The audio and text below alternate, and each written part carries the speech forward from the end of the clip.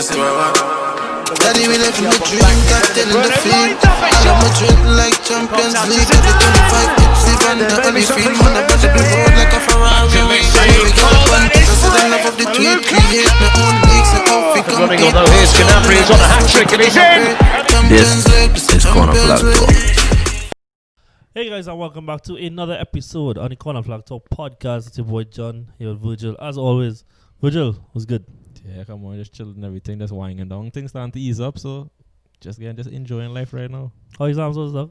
Yeah, everything went good, everything went smooth. The whole new format, enjoy it. But you know, as exams, always be stressed, but yeah, you gotta get through it. I won't lie though, the sleep I got after my last exam dog was sweet dog. Boy, it was real nice dog. I wake up. I officially wake up sometime first. I wake up like 7 o'clock the next day. Dog. Yeah, it was nice though. It was nice. So guys, what we're gonna do today is that we're gonna really briefly look at what went on in the other leagues in Europe. Look at the Bundesliga and La Liga, more La Liga, and we're gonna do a little segment called "Previously on the Premier League." Probably I'm trying to insert a little clip here with the man voicing "Previously on the Premier League." If you could do that, then go for it. So I mean, Germany, everything was kind of as usual, at least in terms of results. Bayern Munich won despite not having Lewandowski and Muller. Why? Because they are like this German superhouse. Some youth man, you know, it has the that's something good. That's bad journalism, horrible. Yeah, they're not good enough. But yeah, he scored. Joshua Zirkzee. Yes. I never see much of him playing, but I know in Germany they're really hyping him up. Like he scored, and then Leon Goretzka scored as they beat Mönchengladbach 2-1. Dortmund scored in the last minute of the game with a Haaland with the final touch of the game. Other than that, Leipzig and Leverkusen both held to draws. So the table more or less stayed as is. Not a really big different change. And as expected, Bayern Munich are powering their way to another title with 61 points with just 3 more games to play. They win. 3 more points with 3 more games to play. Dortmund on 47, 45 right behind them is Leipzig. And oh wow, you see that don't make. I know that wasn't making sense. I'll watch a goal difference. The points is 73 for Bayern, 66 for Dortmund, 62 for Leipzig, and 57 for Leverkusen. 56 in Mönchengladbach, who still have an outside chance in making it into the top 4 to get to the Champions League next year. More looking like at La Liga because La Liga did resume. Oh, and AC Milan. Yeah, but that's tough. But you know what real funny, though? They got a penalty that they probably didn't deserve. And the round before this, like 3 months ago, Zlatan scored a goal that should have stood, and they end up going through on away goals in a game that happened last time where AC Milan should have won then. Yeah. So basically, they just fight it all down. But you know, looking at that, you know, Milan are the biggest enemy. I don't feel too good about it. They get you from that. Like I call no Ronaldo play real garbage. I call no Milan, but Ronaldo look sharp too though. Ronaldo was getting to the man was real selfish. Yeah, he was. Like, they don't get me wrong, he was. But I mean, because clearly, I sure when he came back there, remember Ronaldo probably like the fittest one day. He just say, I could just do it myself. I don't really feel like doing it. But yeah, and other than that, Napoli went through to the Copa final. So it'll be Napoli versus Juventus on Wednesday coming. Yeah, and credit to Mertens for breaking another record. Yeah, but put yourself up there with some big names in a Hamsik, none other than Diego Maradona. Yeah. Looking at La Liga, Barcelona remain topped after the return of La Liga. Behind them is Real Madrid, both of whom won this weekend. Sevilla remain third. Real Sociedad is in fourth. And Atletico is still struggling to make the grade as they sit all the way down in 6th with Getafe between them. Both of them level on 46 points. Virgil, before we went into the COVID-19 break, there was a lot of concern over Barcelona along the players and whatnot, and they were really comfortable in this game. Even more so when a certain Antoine Griezmann left the pitch, Luis Suarez came on, provided a better pivot for the team. Suarez got an assist on the day, I believe. Braithwaite scored. Messi got 2 assists and a goal. And it says a lot to me about how specific our system Griezmann needs as a player in order to succeed. You know, you're in a team that is a superpower such as Barcelona, and yet they look better without you on the field.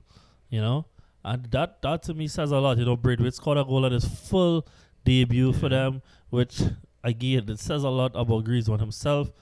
And the Barcelona didn't look all the way suited yet to the style of play that Kike Setien would like them to play, but they looked a lot closer to it now than they did 3 months ago, especially with Suarez on the pitch.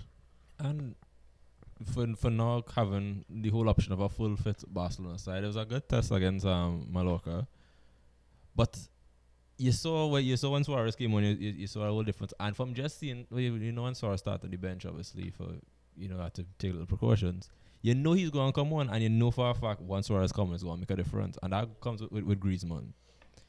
You look at that, and and the same way the next end of the spectrum is Barca look a lot different. Griezmann left the pitch. This Griezmann signing will always have question marks. Yeah, it will always be big to big though. This might go down as the dumbest signing. It would not, but hey, Barca up there for the top 3 dumbest signings right now, you know. But for Griezmann, bro, I would say though that Dembele made sense, you know. And Coutinho made sense too. It's just they didn't use Coutinho properly. Yeah. Like if they had played Coutinho midfield, then that makes sense. But the thing is, with Griezmann, there's just really no way on the field for him to play. Like he's not a winger anymore. Yeah. They don't play 2 striker formations, and the only person in this team allowed to play a free roaming role is Lionel Messi. There's one man. He ain't Lionel Messi. He doesn't play in a single striker, and he's not a midfielder or a winger. So where does he fit? I just don't understand how a club of the magnitude and size of Barcelona allowed themselves to be caught up into this. Like, okay, I get that Dembele and Coutinho failed, right? But there was logic behind those signings. You know, Coutinho should have made a brilliant midfielder, should have done well. Obviously not to be of the levels of Iniesta, but done well to go some way to help any team go through the loss of Iniesta. Yeah. Dembele has looked well in spurts, even though fitness seems to be the major issue for him. But he has actually linked really well with Messi on occasions. But there is no logic behind Griezmann signing. There is none to me. And there is no football fan who could change my opinion on that. Yes, you know? Look at how France won the World Cup. They won the World Cup because they had to balance off the team so to fit Griezmann in it. Okay? You know, Matuidi had to play left wing to help make a more defensive balance to the team, while Griezmann plays his free roam role. And they paid for it. You know, they won the World Cup. You know, and a lot of that was down to Griezmann's contributions. But there's no way that Barcelona is ever going to shape itself to suit Griezmann. Yeah, because looking back at the previous manager that Barcelona had, you had to feel it for him, because you know when a big signing like that comes in, there will be a lot of pressure on the club to make sure this signing makes an impact. He didn't come for any small money. I remember they trying to point that everybody's saying that okay, all Barcelona need to do is to fix the problem is signing Neymar, and they're not going to just back down and say okay, well we sold them, we go and just erase that mistake and bring him back. Yeah. They don't do it, so they are trying so hard to make sure Griezmann starts, make sure Griezmann makes a big impact. And the only problem is with a side like Barcelona, no matter who is in Barcelona, no matter who's in charge of Barcelona, the players there have to adapt to the style of the team. And the team not going to adapt to the player style. The player have to adapt to that style. So that's why there are a lot of big talents out there that you will think of why these big talents not playing in these big clubs. It's as simple as, they are big talents, they're talented, but they just don't suit the playing style. Yeah, I agree. Griezmann really was that, okay, let's go out and make a signing that would, send shocks in the media and send shocks throughout Europe to know that, okay, we add into our already powerful force. And by bringing in Griezmann, you clearly see that, okay, he has talent. He's just not suited for Barcelona playing style at all. Yeah, I agree 100% on what you said. I was trying to think of like other examples of that, but like I don't think that there's any that is as horrendously a mistake as this, That is such a a chasm of where there's an overlap. I say that real bad, but there's no area in which if there was like two Venn diagram circles where Griezmann style of play and Barca style of play meet, there is none for him, and I just don't see what was the logic in it. But I mean, they win despite all that. They remain top of the table, and I really think that this title race will be one to keep an eye on because, as we saw with the majority of the Bundesliga games, the teams that were better on paper have won on the pitch, and therefore it will really come down to like a single slip by either one of Real Madrid or Barcelona to either allow Barcelona to gain a substantial lead or for Real Madrid to get itself back on top of Barcelona in the title race, And speaking of Real Madrid, they won 3-1, 3-0 at halftime. Eden Hazard started with Rodrigo on the wing, and I thought Hazard looked really sharp. He looked really well. He got an assist for a beautiful counter-attack involving him and Sergio Ramos and Karim Benzema. And his shot is what led to the deflection that went to Marcelo for Marcelo to score, who also took a knee in standing for Black Lives Matter. And, I mean, it goes without saying that, Corner Flag definitely does stand with that. It does stand with the entire movement and the move against police brutality against people of color. In not just the United States, but all over the country, all over the world. But yeah, so Marcelo took a knee after he made it 3-0, and honestly, Virgil, if I had to tell you who I think would win the title, I would say Madrid. Yeah, I would agree. I think Madrid are a lot more understanding of the style of play that Zidane wants them to play because culture shock Zidane actually does have a decent style of play that they have them play, and the players are already suited to it. And whereas Barcelona did well to bounce back, and Suarez coming back is huge for Barca, like huge. I still think that Real are in a better place to gain maximum points from here throughout, Now both of them already played each other, so there is no more Clasico to have decided. But I think it just takes one slip. One loss, one draw to put things back on parity for Real Madrid. And am I going to say that Real Madrid going to win out all? No. But up until like 2 weeks prior to when the corona hit, Real Madrid had the best defensive record in Europe. A lot of the defensive players have been standing out, and now they have a premier attacking talent back to full fitness. Hazard actually looks fully fit. He looks like he's not eating them burgers anymore. He looks like he's ready to play football again.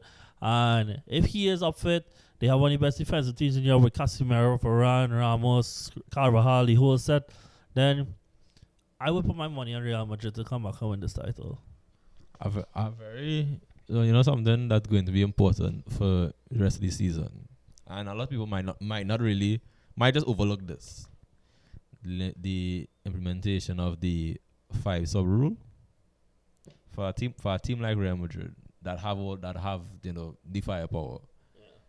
And I just say all those options they have. True. They have that bubble for because when they bring on they brought on Mendy as well. Look at even how just look at Zidane's style of play and all the players that he could bring on, all the players that he could switch around for that front three. Even mid game could switch that around. Yeah. You look at you have Barcelona, and if you'll think with Barcelona, a lot of teams now have more chances to be like, okay, they could try something to counter-attack what Barcelona are doing. There's not much Barcelona could do. There's not much. You're not seeing different variations or tactics from Barcelona. Yeah. You know that, okay, if they're in trouble, Messi could bail them out. They know that, okay, some people will step up. Looking at the midfield, they'll be like, okay, you can't really see the midfield to be anything that big and creative, but on the day they can get the job done. Yeah. Looking at defense. Many times with the defense, people talk about, okay, does Barcelona defense need a little makeover? So you can see that if Barcelona playing on a mid-table team that has a lot of options, they know that, okay, throughout that 90 minutes, instead of that having that 3 subs and we know, okay, we have to just throw two into throw out, you know that, okay, if Barcelona comes at us this way, we could do this. We have a plan A, we could have a plan B. Who knows, they might have an option for a plan C. But see, Real Madrid, you can't predict that because Zidane could just change over entire system. Yeah.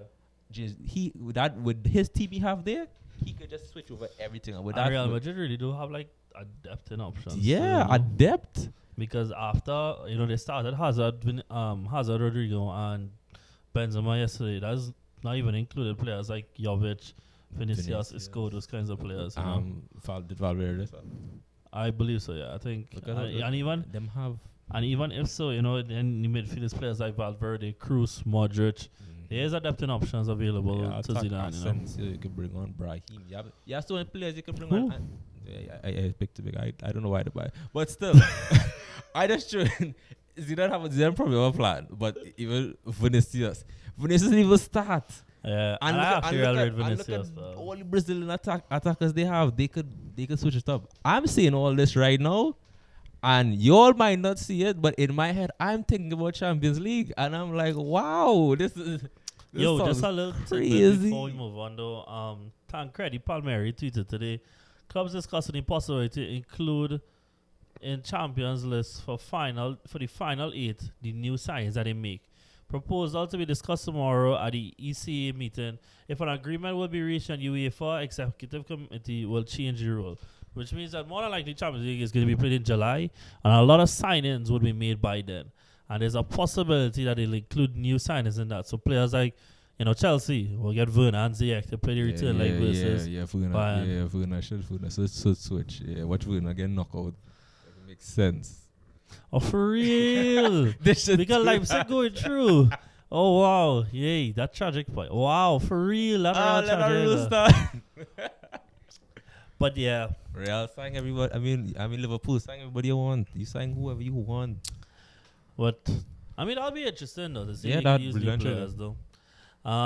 So that is like, yeah, wow. Cause really think about that. You make signings, and because a lot of big clubs, a lot of teams that push for Champions League are going to buy from teams already in Champions League or teams that got knocked out of the Champions League. So it could be a second chance for some people. I saw the link with Sancho today. Hey. I know we're gonna get in that. People don't understand. I know my sources. Men don't understand me and Sancho kick ball back in the day. I know dog. Yeah, dog. I don't. You know what? I want to keep that there. It makes sense though. Kevin Leroy go Bayern. They need depth now, boy. And he's played that side, so it makes sense.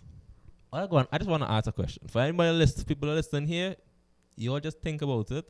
Would Sancho really go Manchester United? Think about it. Let's not dwell on that. With that being said, previously on the Premier League. Previously on the Premier League, Liverpool were about to win the title. Yeah, I don't think that's about to change. Stop being salty. It's not about to change.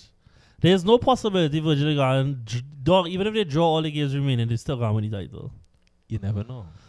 All right. So Liverpool gonna win the title. Yeah, because Liverpool gonna win. For those who don't know, Man City about to lose on Wednesday. I don't think even Man City know that yet. About to lose on Wednesday, you say? Next week, Wednesday, we playing, boy? You playing who, boy? Oh, that is your big joke? Next week, Wednesday? Don't we playing? Right. This has been released on Tuesday morning. So tomorrow, you guys will be seeing an Arteta masterclass as the only undefeated team in England remains undefeated as they win at the Etihad. Did you know Arteta played last time we won at the Etihad? Yeah, boy. That's not good. I see a video dog where somebody was like, Arsenal 3-0 down at Man City. Midfield is the problem. Here's Arteta. And he put on that get. Look at that run out. Oh, way, boy. But, alright. For real, previous in the Premier League, Liverpool about to win the title. Okay? Yeah, that's gonna happen. Right, nice.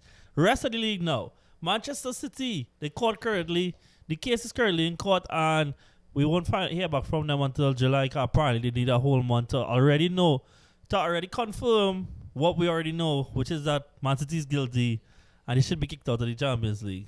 Allegedly, you never know. When it happens, we'll keep all up to date on that. Right. More importantly, is what's going to happen between 3rd and 9th. I had it pull up here. Yeah, look at that. Yeah.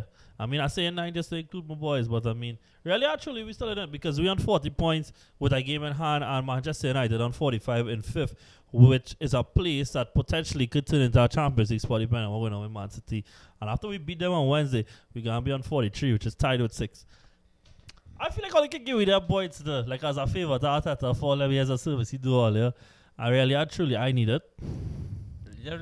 I just said realistically, first place and second place seems cemented already. Yeah. And you look at it, people will have a shout. Some might say Leicester might hold on to that third place spot. I But think they will though. I don't think they will. I honestly do not think So they the will. reason I think they will is that if they did not win their last game, Virgil, I would have said they wouldn't. Because before that, they had only drawn 2 of their previous 4 games. The other 2 was losses. And they would have remained, if they had drawn, they'd have been on 51 losses, they'd have been on 50, and then Chelsea would have been on 48. And to me, that would have drawn them definitely back into the pack. But we're now talking about how teams that have been better on paper have tend to won the battles on the pitch. And with that being said, I do think Leicester is significantly better than 12 out of the 20 teams in this league, and they are better than 18. I checked that right? No, 17 are the teams in this league. Leicester currently sit on how much points? 53. 57, 53 and Chelsea's at, I guess, 48. 48, right? Leicester still have to play Everton. Leicester still have to play Arsenal. Leicester still have to play Chelsea. Leicester still have to play Spurs. Leicester have to play Watford. Yes, but Chelsea still have to play City. Chelsea still have to play, as you said, Leicester. Chelsea still have to play Liverpool. Yes. Mm-hmm. So, I mean, and let's be real, like, okay, I think Chelsea will go and finish 4th still, but Chelsea been really inconsistent. Now, I really torn between Chelsea and United to finish 4th because I think one of them will. And, like, my thing is, though, I actually don't think that this footballing break is going to help United. True. Because United had a good momentum. I'm not saying that the momentum dead, but I think that United have struggled to break down teams this season. Now, Pogba's being back is a huge help. Pogba and Bruno on the same pitch might really cause some havoc for them, right? But even with that being said, I still think that there might be some problems with breaking on teams. And given that this can't be like training ground settings and, you know, teams like Burnley and Crystal Palace and them gonna just be in the element, you know, to just sit back and turn out for a whole game. And I mean, I never sure if they still had to play those specific teams, but teams could set out to do things like that and see out games, you know. So it really would come down to me to Bruno and Pogba, and I'll be very blatant about this. I think Bruno would therefore need to step up more. Yeah. Because I don't think Bruno has been at a creative best for this team. Yeah, he's got a couple of assists, mostly from set pieces. He has one from open play from Mason Greenwood, where Mason Greenwood did the majority of the work dribbling through the side and just playing on 1-2 in the end of Bruno. But I think that between him and Pogba, there will be a need for a significant step up in quality in terms of the creativity and the chance going forward. I saw highlights from Rashford from the friendly against West Brom. The man looks amazingly informed. The man looks sharp. He looks confident. And if he keep playing, if he's going to come into the season with that kind of mentality, then you just need the service from Bruno and Pogba. That being said, Virgil, I have a controversial topic for you, though. I think that we should not count these records from the season in the record book. Why? Because at the end of the season is not a normal season, right? Okay, true. And I'm not talking about things like, but I guess this would extend to those things because the players build teams and players affect these performances, right? Take Rashford, for example, and this is not me picking on you, man. But take Rashford, for example, right? Man got turned out injured in January, whatever it was. I was on 13 goals, right? As far as we knew, Virgil, he was out for the rest of the season if the season had finished when it was supposed to in May, right? Yeah. Now he's getting a chance to come back after being injured for end of the season injury where he was going to miss 4 months of action, and he gets to come back and play Premier League football for the rest of the season, right? Yeah. There's a very high chance he's going to score, right? But he's going to get a chance that a lot of players won't afford it, which is you get to take your long-term injury or football going to stop for you and we're going to come back for you. And I just think you're going to put these records into the record books, but that's not fair. And on top of that, even for players who weren't injured and weren't missing, right? Form and ability. Players got to break from that. Yeah. That don't happen in real life football. Another thing, the atmosphere in which and the conditions at which teams in the past have completed their objectives and completed these records is not what these teams are gonna be under. You know, we already talked about how Bayern has not lost a game since this league started back. They have been really efficient right around the board. Their two best players this season, Virgil, was missing against what was a title contender against Borussia Mönchengladbach this weekend, and they still won. Because at the end of the day, what we've seen so far is that with the missing atmosphere and the missing added extra factor for these teams, then these smaller teams are finding it harder to perform. That's just fair, right? True. So therefore now, you take a Liverpool that was struggling before the break. You know, they lost to, right before the break, they lost to Watford, struggled to beat Bournemouth, lost to Chelsea, lost to Atletico, the Champions League. Now they get a fresh start to come back. And now against where we already said that the bigger teams are dominating the smaller teams, they're going to get an easier chance of what we expected to go and beat these teams now. And is it fair to put that in the record books against Man City, who played against teams in their full flow to make 100 points, or against Manchester United that completed that treble by the on the final season, or an Arsenal team that went invincible? I don't think that's fair now, boy. Because those teams did it under the full conditions expected under our Premier League. Yeah. It's not Liverpool's fault, you know, and hard luck. And not just Liverpool, even you. Yeah. De Bruyne, dog. I honestly don't think that and I know he probably is going to break the assist record this season, though. But I don't think it should be counted because the same conditions that other players had done it before, that Fabregas did it, that Giggs did it, that Henry did it. That's the conditions he going to be operating. You can put KDB in a training ground setting. He's probably going to assist 12 goals in the remainder of the season alone. You know? And I just don't think that's fair to the teams that he passed now, or the players that he passed, because they didn't get training ground settings to do their record. So why should we record these stuff, you know? Yeah, because remember the whole with the history books of the Premier League, all that is part of history, and even everybody know this whole 2020 season is going to go down with asterisks by it. It's going to go down, but it's just the whole mentality of some players come back out because like let's say like go back to Rashford, right? Yeah, it's a whole different situation that anybody ever faced before. But all this going on, if Rashford is to come back out and perform at a high level after going down, because remember majority players who train home, they just did that to keep the fitness. Most of them lost the sharpness. So majority of them that came back and starting slow, it basically feeling like a pre-season going on before they really catch the form. A lot of players haven't played with each other for a good while. A lot of players will be lacking the fitness because they wasn't exposed to all the equipment and resources they would normally have on a daily. And all different things playing. Remember, there's a player physical strength, the mental strength going to have to play into part. So if a player is to come back out after this whole pandemic that happened and perform at that level, that's going to speak volumes. Because even looking at a player like Cristiano Ronaldo, to look at Cristiano Ronaldo now, for whatever Cristiano Ronaldo performs and whatever he accomplishes for the rest of the season, you're going to sit down there and watch it and be like, okay, that man have determination. To know that what he did throughout this situation and still competed and do it, yeah, because more like you look at other smaller teams and you might think that it might be unfair to them because you're going to see a lot of big teams playing against them, and it's going to be like a training ground. But remember, the Premier League different from a lot of different leagues. This might You think it'd be hard in the Prem? because look at I wouldn't necessarily say that because a big team I will look at, a big team and a small team I will look at, say Liverpool playing anybody home. We yet to find out how Liverpool will play without the whole Anfield backing them. Because remember, everybody will always say that was the 12th man for Liverpool. That was a factor in most of Liverpool wins of the grind out.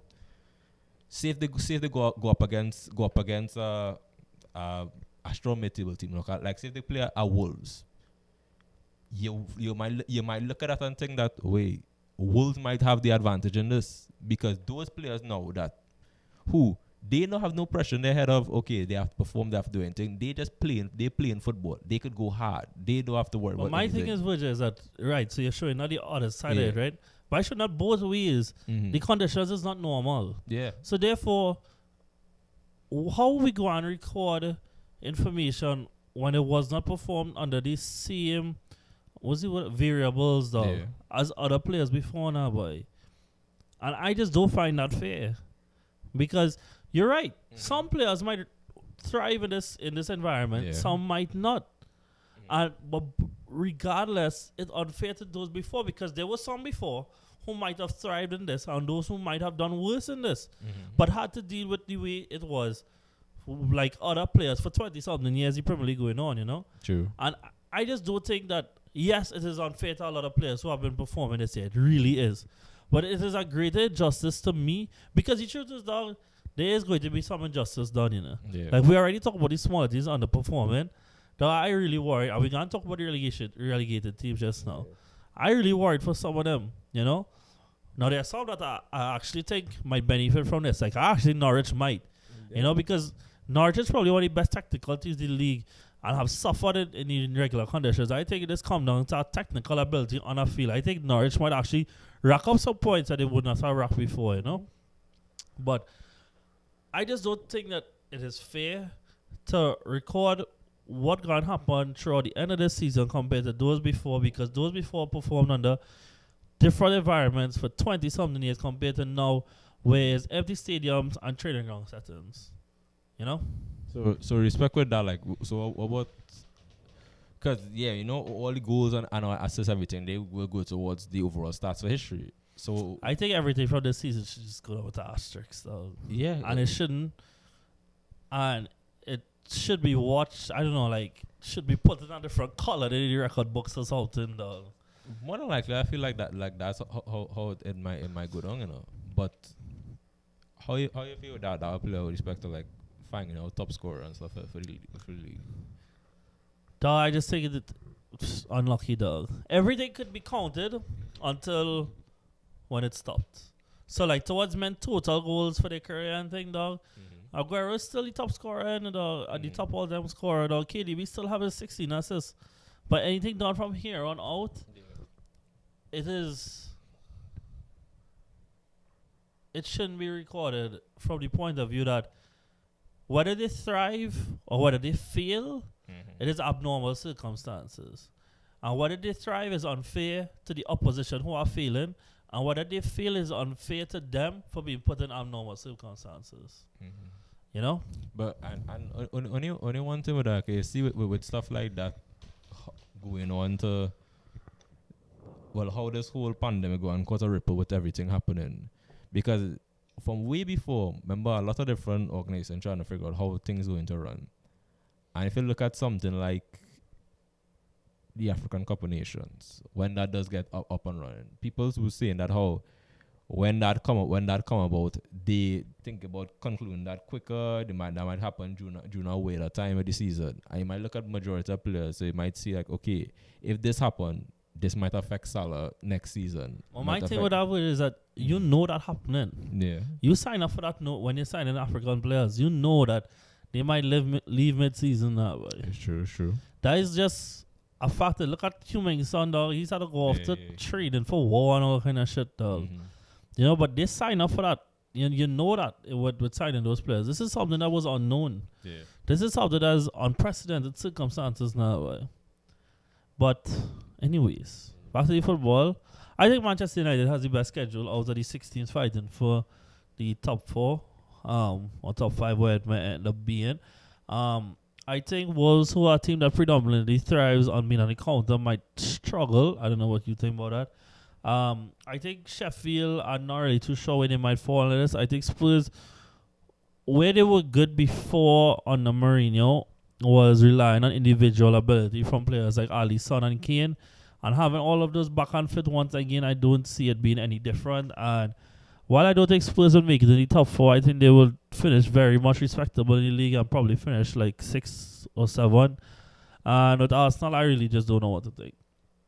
A large part of me thinks that we can't even make Europa League, because when you're that low down, you're expecting, you need 1, 2, 3, you need 5 teams to be failing at the same time, and that very rarely happens. Honestly, a part of me thinks that Arteta should probably just sit the rest of the season, practice things for the next season to come, go out and win a treble, and boom, we good. It would, I know what, because I feel like these conditions would be ideal for him to practice, for him, Yeah. for him to go up. But It's almost like competitive friendlies, Yeah, even though without- there's like a contradiction. yeah, but without having the pressure of the fans behind the youth players, they can Yeah. actually go out and try, and they see, and you saw Arsenal performing some of the friendlies that they played. I would really like if Reece get a chance again. Like at the beginning under Arteta's tenure, he started the first couple of games, and I think he looked really well. Scored in one of those games and was like a really big threat versus Chelsea, running in behind Emerson. And in games to come, I would like to see if he could probably play on the left hand side with him, Orban, and Pepe. I know there's like a lot of controversy with Lacazette not starting, and I just think that why are we crippling the best striker in the league by playing him on the left wing? Okay, yes, I know with you, like that's a controversial thing, right? But you know, he scored more goals than any striker since he's reaching the Premier League. Why should we shut him out to the left wing? Yeah, You know, yeah, because literally you won't want to put he somebody. played 1 month this season, Virgil on top, and he won the Premier League Player of the Month. I think that says a lot now. That goes to show. Chelsea, I am worried. I think like there are a lot of holes in the defense, and now I do think that a lot of these players at Chelsea will probably perform better with without the pressure. Players like Zuma, I think that we've seen like little errors from Zuma Christensen, and again with a squad fully fit players like Pulisic coming back, you might be able to see they add a little revamp to the squad. Tammy got a good break. And, you know, all this feeds into what I said. You know, players don't get breaks during regular seasons. They catch themselves and come back, you know. And yeah, we might say that, okay, there's the flip side of it, which is that a break in momentum might be bad for players. But a lot of these players were tired because, you know, the Premier League is very enduring. Yeah. But they got a break to stop playing. Catch back their injuries. Like, Bellerin was playing with a tear in his hamstring. He was playing with it. Now he got to stop playing, come back fit, and then come back to play. I just don't think that fair now, boy. Because Virgil, tell me this stuff. You support City, though. Your left back just play 5 games for the year. Yeah. Right? What if every time he got injured, the league stopped until he come back fit? But you say, remember that. If it's a situation of, let's say, one player stops and get a chance to rest.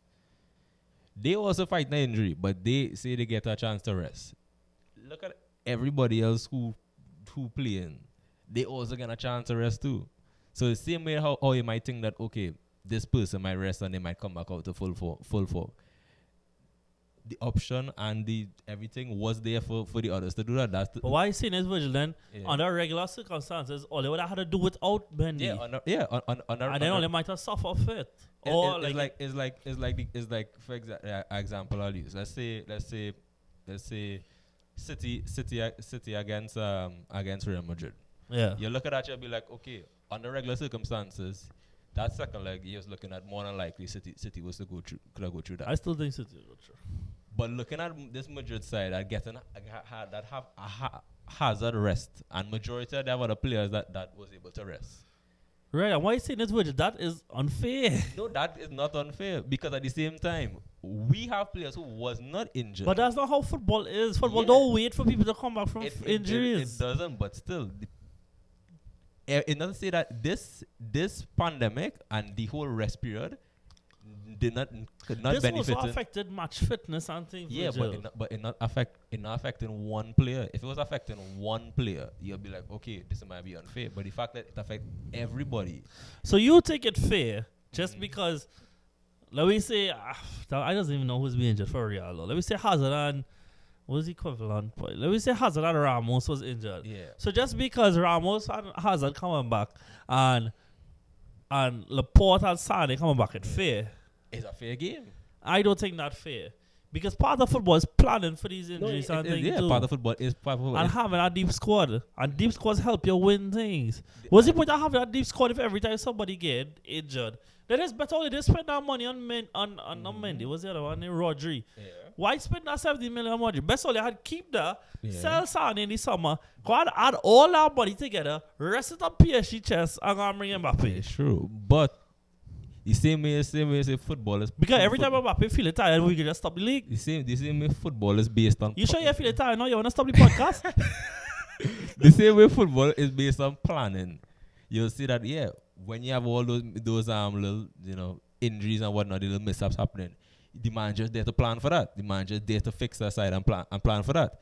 Same way, us, we have our structure planned down because we know how how weird our system was against a Madrid side. We had attacking Bernardo Silva playing because we were utilizing the wingers. The same way I would expect with the way how Pep was to plan that. If we are to lose to Madrid because Hazard came and Hazard run riot on that field, clearly, the same way you could plan of, okay, if they have this weakness... You tell me you wouldn't feel that way knowing that? No. That if all you had played this game and all you were supposed to play, Hazard wouldn't have played. No, because the same way, it's not to say that football stuff and Hazard came back. Football stuff and... Now that Pep has he now could sit down and think of, okay, Hazard back now. Now I have options to plan against Hazard. All right, let me show you something you're considering. What? You sure you want to take a break right now before I bring my next point? So you're trying to plan? Bring your next point. Where because of the lack of match fitness and players coming back out to play. Like players who was warm before, right? Get, you know when they say like a machine in motion stays in motion, but the second it stops, it is shut down. Like, you know how when you're tired though, but once you keep active, you don't study tiredness, but the second you sit down, you're tired. Yeah. Where when men who muscles was just warm though, keep going. Man, like who's play often for like Kyle Walker though? Walker warm all the time. And let me say because he get cold and he break quarantine and end up getting locked up and all kind of thing now and he come back on the pitch. First day out because he cold and not warm enough, he get injury. And now he out because of the time missing now. Yeah. Now all that a disadvantage. But you know who fault is that? Who fault is that? That fault is Man City's fault. If we know that, okay, come remember, you gotta treat this like a but it's advantage to Madrid. No, you treat it like a season starting back. If we had, but this isn't a season starting. If we had this whole time to plan, right, and we never plan a practice session, and we send our player out and Carlo get injured, I gonna sit on there like. I not gonna sit there and be like, wait, that's Madrid fault. I gonna be like, yo, why we never? I never say it's Madrid fault. It's COVID fault. But you remember, COVID. So you could legit treat this like a extended international break. During the national break, it have some players that be out.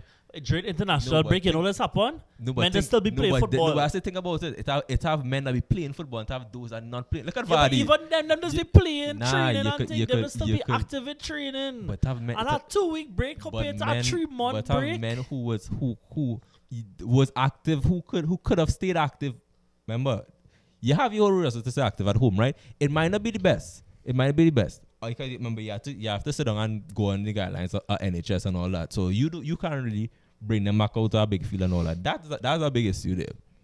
But by all this and all the dates and everything set up, remember that why Premier League told everybody, I don't want all the players flying out and going back home and things. All they have to be there, or they have to be in England and ready for a 2 weeks notice. I think a month's notice for if you give all that date for them to start back. Because all they can't be lying home and say, all right, I can't fly back in time. But look at our extended international break, right? Look at the international break on a whole. It have men who over there playing game in, game out, and have other men like Vardy sitting down and resting, doing nothing. And when Vardy come back out, everybody used to always say Vardy, when Vardy comes back out after the national break, he performs. All right. So we probably been arguing about this for like 20 minutes now, right? So just to wrap this up, one simple question, right? Yeah. So you don't think that given circumstances that we have no idea how players can respond to, in the conditions that nobody signed up for, that it is not unfair to record any statistical records broken this season? I don't think it's unfair. It will always go. It will go down as an asterisk, because that asterisk is there for the debate. People could sit down and be like, okay, this happened. Men could look at Alan Shearer and be like, Alan, you did it against these teams that are small. These teams have no financial backing. See, you can look at somebody. Yeah, but it is known the man is overrated. But hey, you saying that? If I live in the league for 20 years, I must score that much too. Men in England, when men making an all-time England. You gonna include them? I not include them. I never grew up watching Alan Shearer. I know from England. So I don't need to grow up to know that a man who played 24 years in the league has scored 260 goals. That makes sense. That man averaging like 12 goals a season. I never grew up knowing all that, but going to have men in England I see videos, men in England putting Alan Shearer up there and saying you have to put Alan Shearer up there. Bro, Realistically, I don't think know about- when they like to curse your Man City self though, but there's no way in any world I'm ever going to include Alan Shearer over Sergio Aguero though. Yeah, you see, and your reason for and a reason for saying That is not because I grew up with him, man. No. I'm not saying that. But if somebody tell me Alan Shearer, Aguero, and remember records, though, the numbers will just speak alone. Because somebody could simply tell me Alan Shearer better than Aguero because you have more goals. I'll be like, I could simply say Aguero did it at a tougher time than Alan Shearer. The opponent was much stronger. I ain't even watching that though, because at the end of the day, the easy conditions you sign up to play in now. You never say you can't. But I would say Aguero. Yeah. My argument would be Aguero did his goals to games ratio is a lot better. Aguero has won more and has been a key cog in winning more, whereas Alan Shearer had to dip from the club that he wanted to play for to go and snatch a title at Blackburn just to go back and lose again. But let me wrap up, dog. So, in the relegation battle between the 15th and 20th team, there's Brighton on 29 points, both West Ham and Watford on 27, as well as Bournemouth, who's 18th, Aston Villa on 25 with a game in hand, and Norwich is rock bottom on 21. Like I said, I do think that Norwich is going to do well from this. If they're going to do well enough to stay up, I have no idea. Aston Villa, I think they're going to go down. I still think they would. I'm not sure if McGinn is fit again. I should have checked that to see if he was coming back in time to play football again. I'm really not sure. Yeah, McGinn was But if up. he is, that'll be a huge boost to them. They would. Bournemouth, yeah, boy, it's sticky down there now because there's a genuine chance I think that Brighton and West Ham could get pulled back into that bottom three. And I would not be surprised to see Brighton and West Ham go down. I do like the work that... It's a very big chance that West Ham going to be pulled back down. In that I think so too, and I think that the work that Graham Potter has been doing at Brighton has been really good. He's gotten them to play some good football at times, but there's just a technical limitation in the squad. Kind of the same thing at Bournemouth too, and they've just kind of paid for it. So, yeah. Yeah, but from that relegation battle, because I just said that whole battle for that Champions League play is going to just be as intense as that battle for relegation. So, last question. Yo, Are you excited? for the Premier starting back? Yeah. Yes. I am, dog. Like I said, though, the part of me really does think, and this is from my motive point of view, that the league kind of dead for us, and I don't think that we're gonna get Champions League. If we get Europa League, I don't really care. If we do, we don't. The only point I'm that cares for us to get it is that apparently he's got like 30 million for qualifying fit, and we broke. He's got money, stacks. But and that to me is kind of like a free hit to see like what Arteta is gonna try with the team now for us to do next year, and I hope that we're not having a little early syndrome. But I actually have seen like the tactical difference that he has made in this team. I do believe in the man. The only thing I find sus from the man so far is that like he has some weird substitution patterns, and before it was only 3 he had to manage, now it's 5. But I've seen how adept he could be. I've seen what he's learned from Pep. I've seen what he's adapted into a system he wants to make for himself. And other than the fact that he himself is an exciting coach, he's made watching Arsenal again excited for me. Like other Emery, dog, I would have watched games obviously, but there's also like I remember we draw game 1-1 with Wolves, though. Not a ramble, but we scored. It was almost 50th goal for Arsenal, and I was like, "Hey, that's real nice, though." And then the rest of the game went, and it was just meh. And then I think Jota scored in like the 70-something minute, and from there I just think, wow, yeah, we gotta lose. And I thought we was gonna lose, though. But yeah, I'm excited. I'm excited for that. I'm excited. And it's football like every day, though. Yeah, because it's football for the rest of the month. So I probably should have said this at the beginning. But what we're gonna do is we're gonna probably standardize the show a little bit, and depending on how time goes, we could probably have 2 shows a week. Yeah. Probably like one like Monday and one Tuesday or something. Yeah. And just like constantly keep recapping what's going on in the world of football for you guys, and make sure we have some constant content out there. Cool with you? Yeah, it's cool. And catch you guys next time. That was Joy, my Virgil. Catch you guys next time. See you soon. Take it easy. Later.